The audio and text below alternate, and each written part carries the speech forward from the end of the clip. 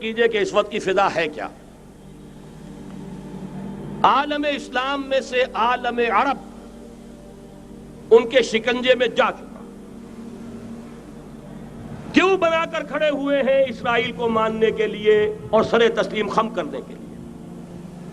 انہیں بلا کر میڈرڈ میں پیش کیا گیا یہودیوں کے سامنے کہ تم جن کے ساتھ ایک ٹیبل پر بیٹھنے کو تیار نہیں تھے، میڈرڈ میں آؤ اپنا قبرستان دیکھو، یہ اسپین کی سرزمین جہاں تم نے 800 برس حکومت کی تھی، یہ تمہارا قبرستان، یہاں آؤ اور بیٹھو اور ان کے ساتھ بات کرو۔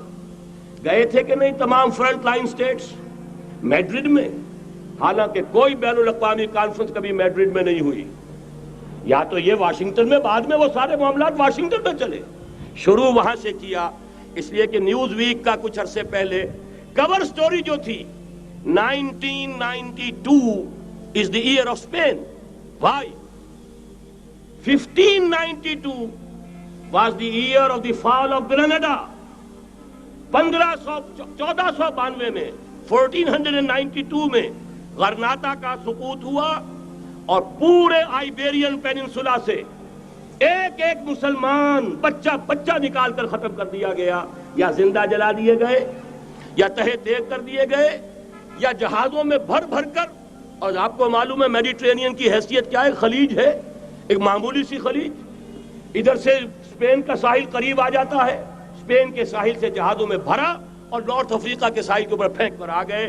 پورے ہسپانیہ میں جہاں 800 برس مسلمان کی حکومت رہی، ایک بچہ بھی مسلمان نام کا موجود نہ رہا۔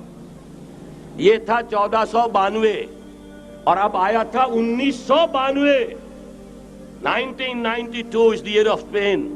اسی لیے ورلڈ اولمپکس رکھے گئے، وہاں دلہن کی طرح سجایا گیا ہسپانیہ کو اور بلایا گیا، طلب کیا گیا، سمن کیا گیا تمام دول عرب کو، آؤ یہاں بیٹھو اور یہاں بیٹھ کر اپنے ان یہودی دشمنوں کے ساتھ مصالحت کی بات شروع کرو۔ بہرحال نوٹ کر لیجئے، عالم عرب جا چکا۔ کوئی دن کی بات ہے، میں سنسنی پیدا نہیں کرنا چاہتا، لیکن حالات اور واقعات سے نگاہیں بند کرنا بھی کوئی دانشمندی کی بات نہیں ہے۔ یہ ایودھیا کی مسجد شہید کی گئی، ابھی یہ ایک بہت بڑا مزار جو ہے شہید کیا گیا، اور اس کے ساتھ کئی مسجدیں شہید کی گئی۔ یہ سب کیا ہے؟ یہ مسلمانوں کی نفس دیکھی جا رہی ہے کہ کوئی غیرت اور حمیت نام کی کوئی شے باقی ہے؟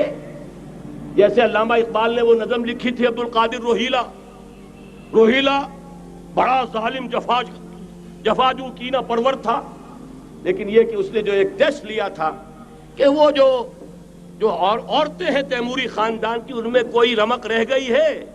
معلوم ہوا کہ نہیں، کہ غیرت نام تھا جس کا گئی تیمور کے گھر سے، ختم، غیرت نکل گئی۔ اسی طرح ایودھیا کی مسجد، اب چرار شریف، اور یہ کوئی دن کی بات ہے کہ اب مسجد اقصی کا نمبر آیا کہ آیا، اس کے لیے پوری تیاریاں ہو چکی ہیں۔ یروشلم کا مشرقی حصہ خالی کرایا جا چکا ہے، اس کے اندر اب پورا تسلط یہودی کر رہے ہیں، یہاں تک کہ اب کہ یاسر عرفات صاحب نے بھی کچھ نہ کچھ جو ہے احتجاج کی بات کی ہے، حالانکہ اب تک ہر بات مان کر منقار زیرے پر تھا، لیکن یہ کہ ایک وقت آتا ہے آخر کار اسے بھی کچھ بولنا پڑ گیا ہے۔